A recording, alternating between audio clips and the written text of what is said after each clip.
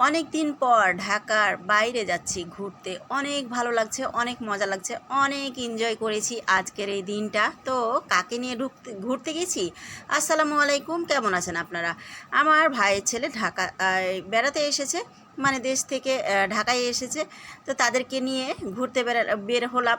দেখুন না কত মজা লাগছে, কত ছোটোবেলার কথা মনে পড়ে গেল।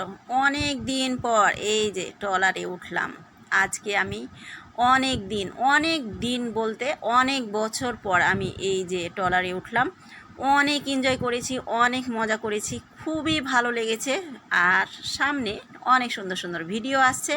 নৌকাতে তো কেবল উঠলাম, ওঠা শুরু হলো।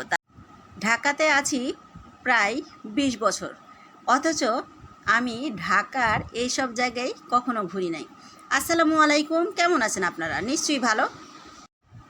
অনেক দিন পর বাইরে বের হলাম। আমার ভাইয়ের ছেলে বিদেশ থেকে এসেছে, তো সে বলল ফুপু চলেন ঢাকায় ঘুরে বেড়াই। তো এই যে ঘুরতে চলে আসলাম। নাহিদ ছড়ো।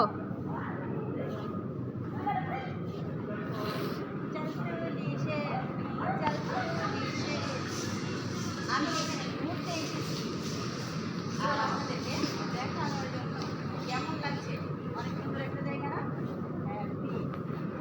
পছন্দ হলে লাইক দিয়ে দিন, শেয়ার করে দিন, সাবস্ক্রাইব করতে ভুলবেন না। Thank you.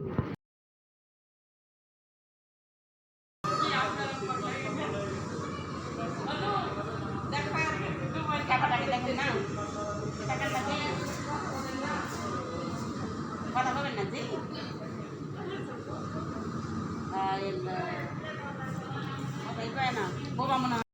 কেকের দোকানে আসলাম, ভিডিও করলাম, অথচ ছাড়তেই ভুলে গেছি। কি বলবো, আমি এক নম্বরের ভুলাক্কার। আসসালামু আলাইকুম, কেমন আছেন আপনারা সবাই? এই যে আমি মানে এত মজার মজার এত সুন্দর কালারের কেকের দোকানে চলে এসেছি, দেখতেই পাচ্ছেন।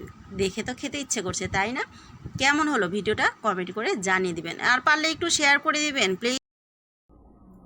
আল্লাহ, আমার উপরে কেউ কেন মায়া করে না? কেউ কেন আমাকে ভালোবাসতে চায় না?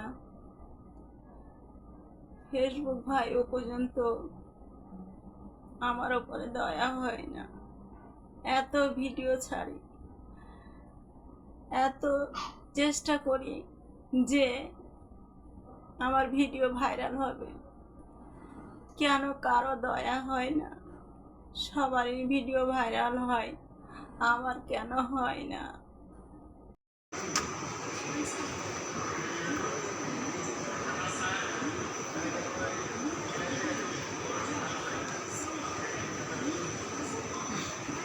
আর তো কিছু করো।